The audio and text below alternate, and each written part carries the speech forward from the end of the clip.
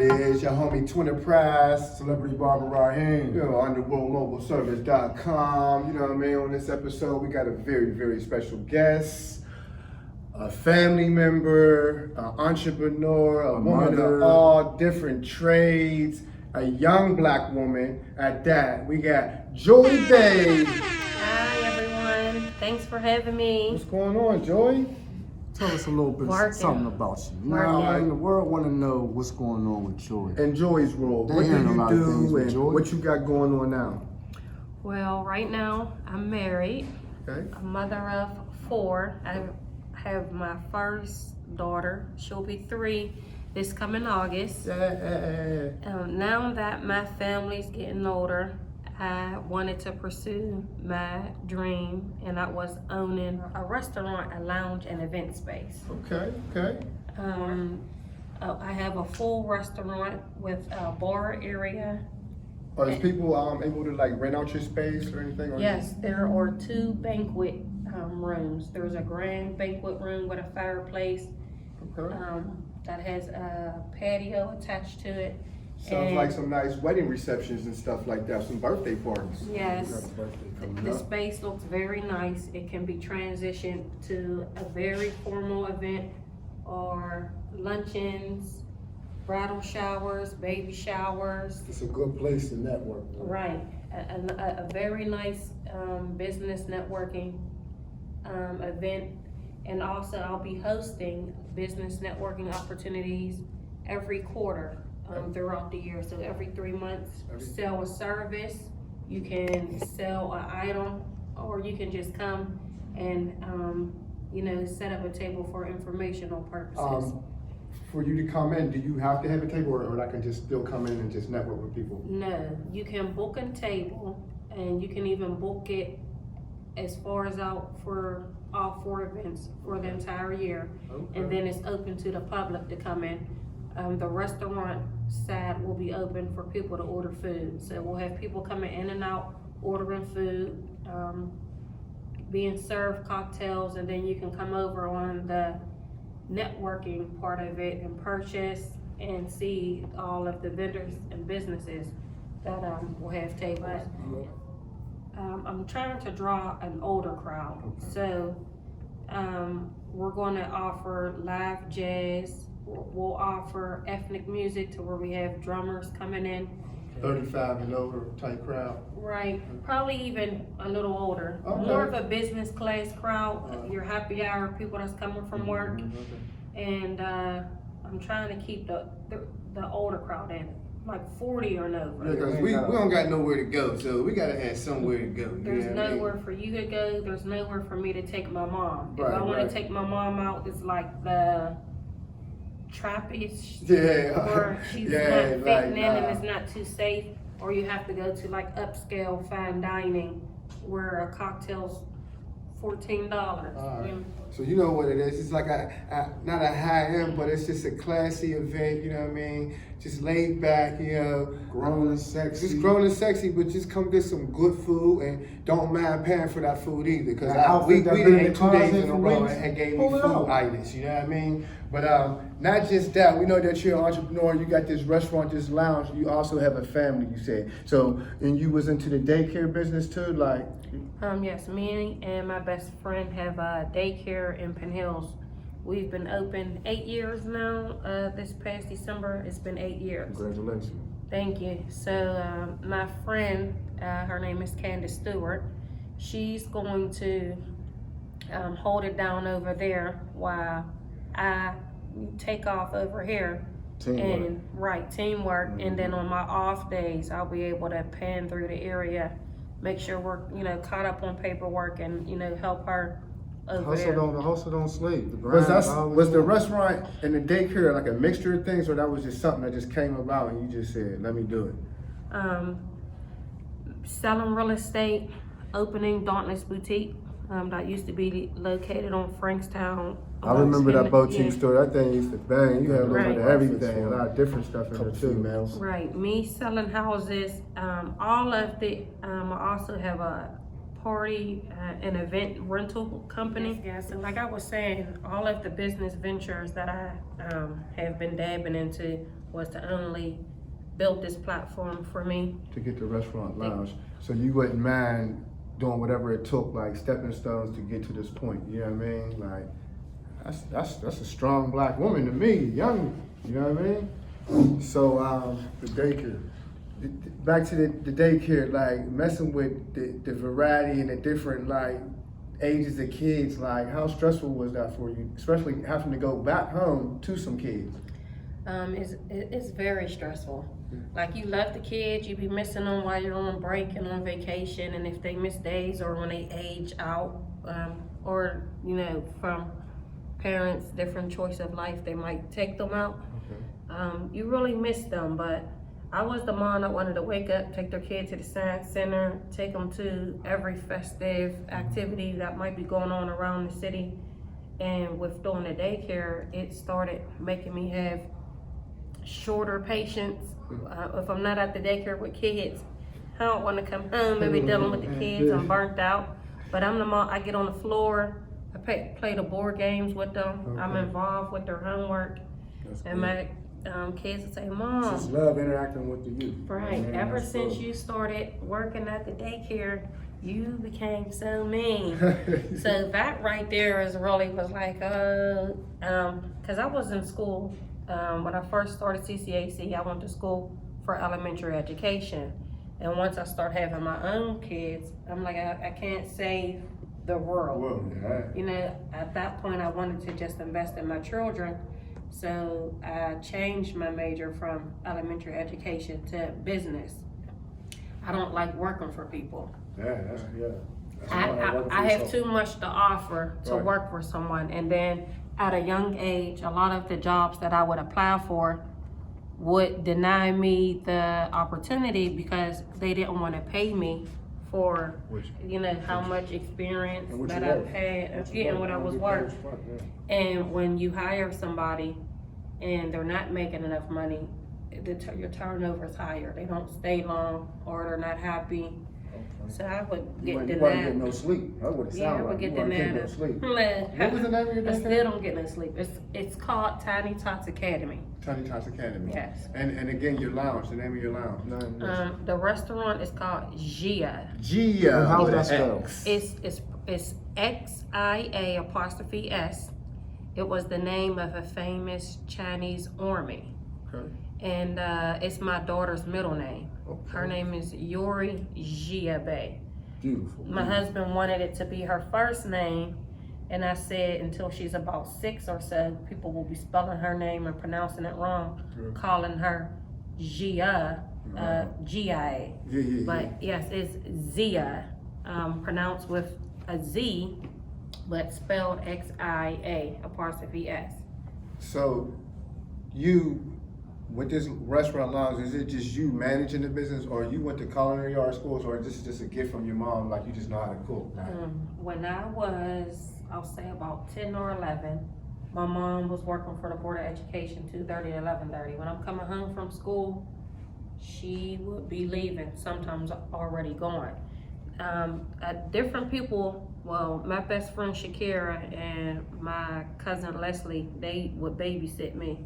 And when I became of age, I had the key, and I would, you know, stay home by myself, just being watched Your over. best friends? Shakira. Okay, yeah, Right. okay. So whenever my mom would leave, we had a kitchen window that sat on the ground, and the kitchen was like kind of not in the basement, but in the ground. And the window would sit there, and all the Lincoln Avenue gangsters would be outside of the window, you know, smoking their marijuana or whatnot. And I start selling my mom's food. I was selling pork chops, baked potatoes, selling her food out the kitchen window. You have to go no damn where. It was comfortable. I would make a couple of dollars, then I would walk to Lincoln, get on the 81B, catch the bus to Giant Eagle, Shakespeare, East Liberty. right, buy whatever her groceries that I was cooking, and then I would hurry up back home. She would have meal, I would have lunch money for Risenstein the next day. Right. Young And, entrepreneur. Early. yeah. Okay. And I was feeding all of them. So, yes, I did go to culinary school. After I had little Bo, I was working at Carnegie Mellon. Okay. There y'all have it, y'all. Joy, a woman of all trades, y'all. I mean, she done did from cooking to daycare, raising somebody else's child, you know what I'm saying? Now she got her own restaurant, lounge, she's doing big things, y'all. Stay tuned, y'all. Stay tuned. You know what I mean? Real talk with the twins. Your boy Twinz, Joy Bey, and your boy Celebrity Barbara Ryan. What's up, world? Right now, I'm in the barber shop with Underworld Mobile Service, but we gonna come to you. You know what I mean? Get your fade tight, get your game right. Follow Twinz, Celebrity Barber Raheem. Sometimes you might even choose either one, see who get your fade tighter. You know what I mean? I like to bounce back and forth. Sometimes Cuddy get me right on this side, sometimes Cuddy get me right on that side. But either way, your fade gonna be tight, man. Underworld Mobile Service, boy Joy Bey, the hustler, says so. Right, man, this is a private world. This is not a barber shop. This is a private shop. This is for VIP people. You know what I mean? Tell them, look how good I sit in this chair and get cut. Make sure y'all check out the Twinz on underworldmobileservice.com. Y'all heard it. Y'all heard it. Good haircuts, good content, good energy. It's everything. You know what I'm saying? Y'all just gotta tune in. Tune in. Like, that's why we created that private world. That's why we create Underworld Mobile Service. That's why we're doing what we're doing. Right. Too much red tape is doing. Check out my uncles on underworldmobileservice.com. Yep. For the corporation. Back at y'all, Celebrity Barber Raheem. Your homie Twinz, talk that shit with the twins, real talk conversation therapy. And we got Miss Joy Bey with us, the woman of all trades. You know what I'm saying? Young black entrepreneur.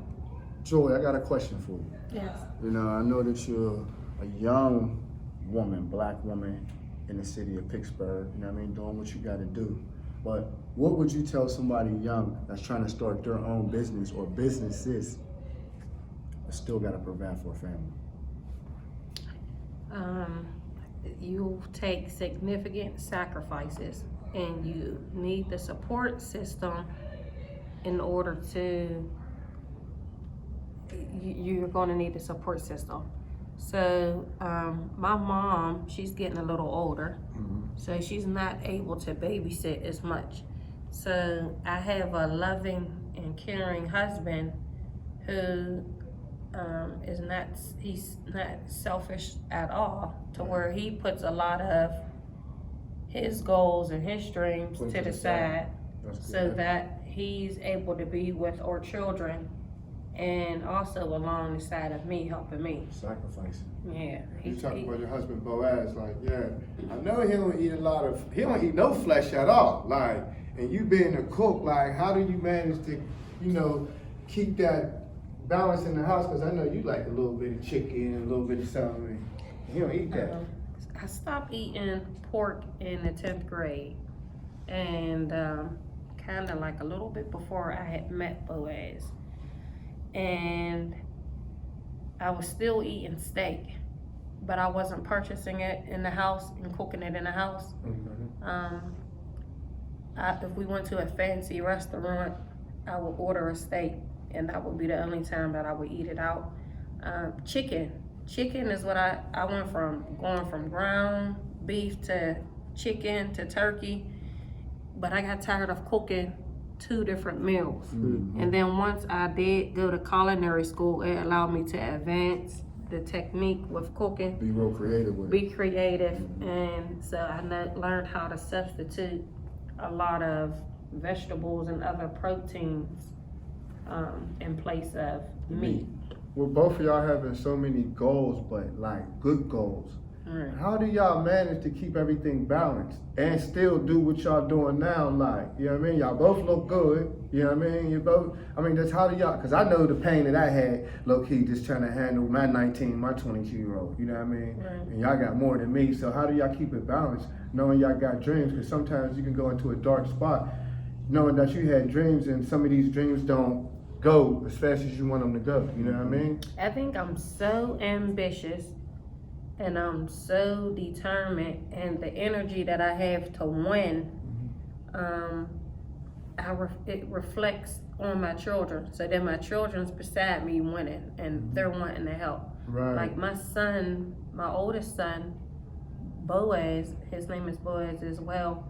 He works alongside of me. If I was to drop dead tomorrow, he knows what bill I paid. He knows what I put in the recipe. And that's how I cooked it. He knows all the ins and outs. He knows all the ins and outs. So I'm very transparent with my kids. Like Boaz's approach, he say children are children. He wants to keep them in their place, and he tries to, withhold a lot of information from them. But in church, and with my pastor, Reverend Curtis, he was like, children need to know the expensive bills. Like they have to see the struggle. He even believed that they should hear parents arguing and saying that you come through the argument and getting over it and putting it behind you. It all depends on what type of argument. Right. You know what I'm saying? That smack argument. But yeah, hell yeah, they need to hear You shouldn't that. be sitting around for that. A lot of the kids that I seen grew up that went through the struggle like that, like what you're talking about, got structure. It character. Yeah, they got character. You're right. Yeah, I see that. I see that in your kids. You know what I'm saying? So that's how everybody else do it. Right. Mellons, Carnegies, whoever it may be, it's passed down. It's passed down. Why can't we start something so we can pass something down? You know what I mean? Right. Joy, I got another question for you. All right, we all go through our ups and downs. We got problems that we deal with. But when it comes to business, when it comes to the job life, the work world, how important is professionalism in the workplace? It's very important. How professional you are is what sets your tone and what sets you aside from other people. Like everyone yells, support a black business. It's one thing, and I don't want to say this incorrectly, but this is how people is going to understand what I mean. I'm not a white woman trapped in a black girl's body. I'm more of a black girl from the hood, that's trying to make it, on a more corporate world, more professional. It's more versatile. Right. You know what I mean? With that being said, you can become a little discouraged from being able to hold conversations or go take up opportunities because you don't know the right approach or how to approach. You think it's the city? Like you think it's the city and how dark it is and how we as young black entrepreneurs don't see too many opportunities? Is that what you think? You know what I mean? Because I don't let no hate interfere with nothing. It can be the city, but it's your own determination and your own strong will, and I wrestle with things that people might say or ways that I might have been treated, but after I wrestle and I keep on going because what's for you is for you. You know what I mean? When a vision keeps coming and smack you in the face, you just got to go pursue that vision, So. But you dealing with a lot of people, especially when it comes to daycares, your restaurant, being a realtor. You're dealing with different attitudes. But you got to go back home to a family, a husband, 4 kids, and how do you go home and be mom that they want to be? Do you let them know, like when you're on your way home, like I had a fucked up day, so they can be ready, or do you go? Or do they got to see? Sometimes you can take out something that happened at work at home. When I only take out, so if I go in the house and my house is tore up, I don't care if I had a good day or a bad day. It makes me scream at the top of my lungs. I want to come home because I'm a hard worker to a clean house. So my kids sit in the house lazy and being spoiled, that's the only time. And then they'll say, "Oh, you got it." No, I'm upset because I'm not coming home to a clean house. You ever I have nice things. tell them I to like clean their living house, nice. but you leave something like in the corner, like a little dirty, like you left dirty, and you put them to a test, and they ain't clean it, like something in the bathroom, something in the hallway, and they get the visual thinking they did it. I never did that. I used to do that all the time. Their stuff, with their stuff, like trying to get out.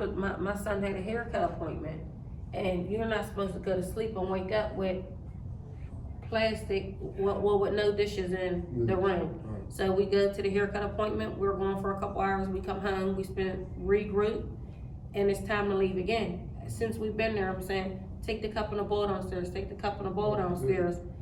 He outside in the truck waiting on me. I went upstairs and the cup and the bowl was still upstairs. I politely went outside and got him and made him go in there and get the cup and the bowl. So, you know, the little things is the big things. But everything starts at home. right, and I send them back. Like I always say, children need to be redirected. I'm not the mom that's about to be tired, slaving, cleaning up after kids. Especially when you're old enough to do it. And especially when you have boys. All the women complain about the boys not like, oh, he's immature, he's a mommy's boy, and he's this and he's that. Why are you raising what it is you're complaining about? No, we can't teach them to be men, you know what I mean? But there's things that you can put in them that you complain about. My dad wasn't in the house. Mostly everything I know to this day, my mom showed me, and I didn't come out funny or nothing like that, but she showed me a lot of stuff, you know what I'm saying? And as we start becoming men, and we had a sister in the house, now she's like, all right, you take the grass, you cut the grass, take the garbage out, she's going to wash the dishes. We used to go, Monday I do dishes, bro do one day, sis, nah, we start separating and shifting stuff to her. Celebrity Barbara Ryan, Your boy Twinz. Miss Joy Bey.